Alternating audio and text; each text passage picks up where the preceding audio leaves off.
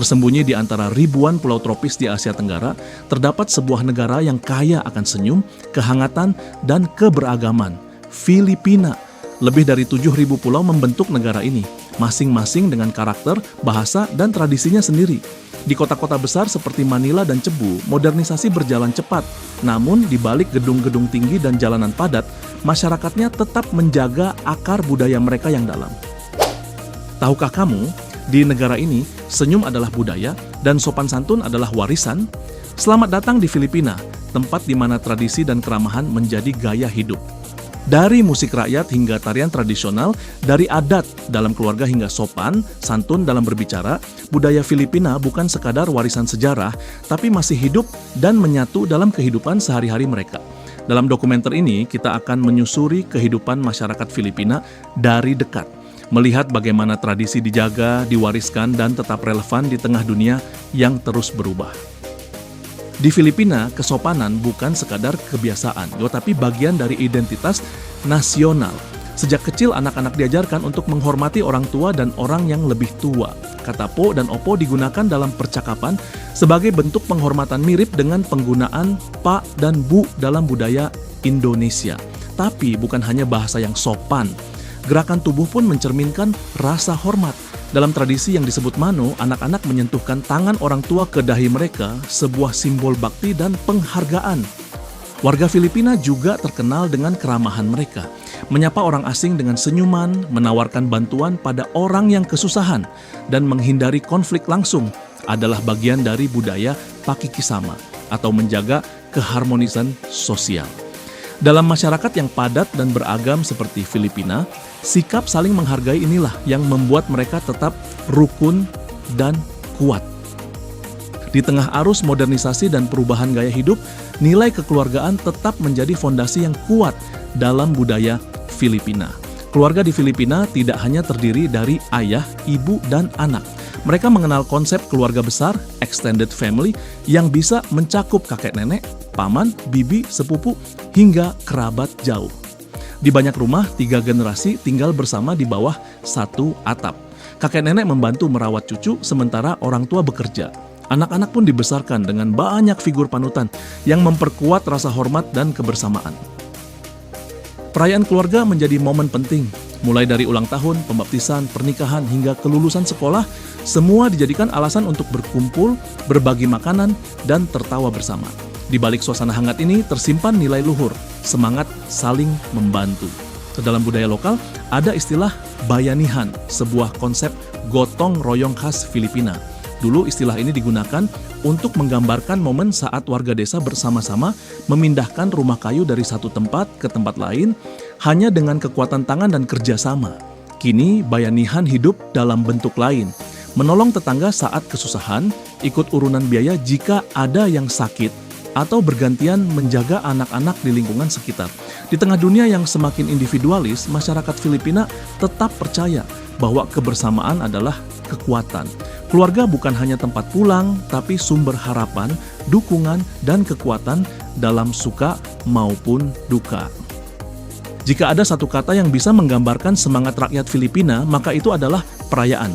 Tradisi dan perayaan adalah bagian penting dari budaya Filipina, tidak hanya sebagai hiburan, tetapi sebagai cerminan keyakinan, sejarah, dan identitas bersama. Di sepanjang tahun, hampir setiap daerah di Filipina memiliki festivalnya sendiri, disebut fiesta, yang dirayakan dengan meriah penuh warna dan diiringi musik serta tarian. Salah satu yang paling terkenal adalah Sinulog Festival di Cebu, yang diadakan untuk menghormati Santo Niño, simbol religius yang sangat dihormati. Festival ini menyatukan tarian jalanan, prosesi keagamaan, dan pertunjukan budaya dalam satu perayaan besar yang menarik ribuan pengunjung dari dalam dan luar negeri. Di Aklan, ada Ati-Atihan Festival yang mengenang hubungan antara penduduk asli Filipina, suku Aeta, dengan para pendatang. Para peserta mengecat tubuh mereka hitam dan mengenakan kostum tradisional, menari mengikuti irama gendrang dan gong. Tak kalah meriah, di kota Baguio digelar Panagbenga Festival atau Festival Bunga. Di sini jalanan dipenuhi float bunga yang indah, parad anak-anak, dan pertunjukan seni yang memukau mata. Namun perayaan terbesar dan terpanjang dalam budaya Filipina adalah Natal. Di negara mayoritas Katolik ini, Natal bukan hanya dirayakan selama bulan Desember. justru dimulai sejak bulan September, menjadikannya musim Natal terpanjang di dunia. Selama musim ini, lagu Natal diputar di mal, lampu-lampu warna-warni menghiasi rumah dan jalanan, dan masyarakat mulai menyiapkan makanan khas seperti bibingka dan puto bumbong. Misa malam yang disebut Simbang Gabi menjadi tradisi religius yang dilakukan selama 9 hari berturut-turut menjelang Hari Raya Natal. Setiap pagi dini hari, umat berkumpul di gereja untuk berdoa bersama, diikuti dengan sarapan khas di luar gereja. Perayaan di Filipina bukan sekadar pesta. Ia adalah simbol kebersamaan, syukur, dan penghormatan kepada leluhur serta keyakinan. Melalui tradisi yang diwariskan turun-temurun ini, masyarakat Filipina terus menghidupkan nilai budaya di tengah perubahan zaman. Dan itulah keunikan mereka, menjaga warisan dengan sukacita. Tak lengkap membahas budaya Filipina tanpa menyinggung soal makanan. Bagi masyarakat Filipina, makanan bukan sekadar kebutuhan, tapi bentuk cinta, kebersamaan, dan identitas.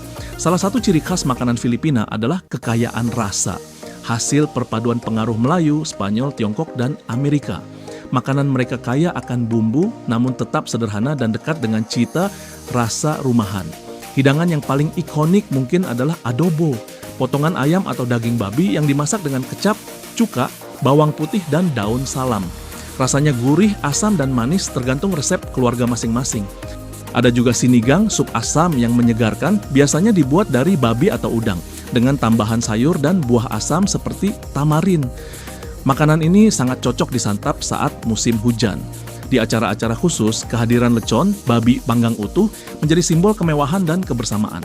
Disajikan saat Natal, ulang tahun, atau pernikahan, lecon adalah primadona pesta. Namun, di balik hidangan istimewa, terdapat kebiasaan harian yang sangat menarik. Warga Filipina biasa makan 3 kali sehari, lengkap dengan nasi sebagai makanan pokok. Bahkan dalam sarapan, nasi tetap hadir dalam bentuk sinangak, nasi goreng, yang disajikan dengan telur, ikan asin, atau sosis lokal seperti longganisa. Yang unik, budaya makan Filipina sangat kolektif.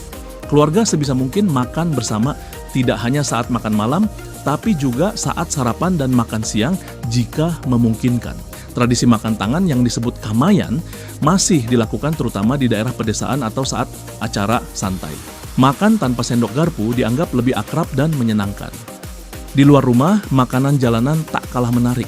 Mulai dari BBQ tusuk, balut, telur bebek dengan embrio, hingga minuman pencuci mulut seperti halo-halo, es campur khas Filipina yang penuh warna dan rasa. Melalui makanan, kita bisa merasakan keragaman, sejarah, dan karakter masyarakat Filipina. Makanan bukan hanya soal rasa, tetapi juga cerita tentang keluarga, tradisi, dan kehidupan sehari-hari yang terus berjalan, hangat, dan penuh makna. Jangan lupa like, share, dan subscribe. Terima kasih sudah menonton video ini. Sampai jumpa di video berikutnya.